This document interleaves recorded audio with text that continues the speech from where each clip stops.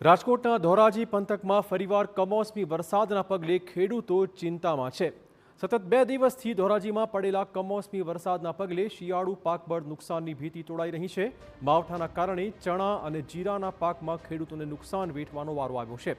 આ તરફ પવનના કારણે તુવેરનો પાક પણ ખેતરમાં વેરવિખેર થઈ ગયું છે। વાતાવરણમાં એકાએક પલટાના કારણે સૌથી મોટો ખતરો જીરાના પાક પર છે, કારણ કે વાતાવરણમાં થોડો પણ ફેરફાર એટલે જીરુનો પાક બરબાદ થતો હોય છે।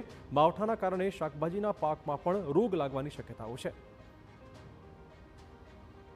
2 દિવસ પહેલા ધોરાજીમાં કમોસમી વરસાદ પડ્યો, એના હિસાબે ખેડૂતોને ઘઉંમાં, ચણામાં, જીરામાં, ધાણામાં અસહ્ય નુકસાન થાય। ચણામાં પાકમાં ચણાનો છાર ધોવાઈ ગયો છે, એના હિસાબે ફાલ નહીં બેસે। ઘઉંમાં અત્યારે નુકસાની આવી છે। ઘઉંમાં અત્યારે ચણા, જીરું, ઘઉં પાકેલા છે, ઘઉં ડૂંડિયો એના કાળા દાણા થઈ જાય। કમોસમી વરસાદ કરે ચણા અને જીરુંનો પાક નિષ્ફળ થાય। જો આગાહી 1 દિવસ વરસાદ આવ્યો, જો હજી 2 દિવસ વરસાદની આગાહી કે છે, ખરેખર વરસાદ જો વધારે આવશે તો ખેડૂતને વધારે નુકસાન છે। ધોરાજી પંથકમાં ખૂબ ખાબોચિયા ભરાઈ ગયા જમીન ઉપર એવો વરસાદ પડ્યો છે, જેના કારણે તુવેર જે ફાલે ફૂલે હતી એ ઢળીને જમીન દોષ થઈ ગઈ છે। ઉત્પાદનમાં ખૂબ મોટી નુકસાની છે તુવેરમાં, જીરામાં અને ધાણામાં।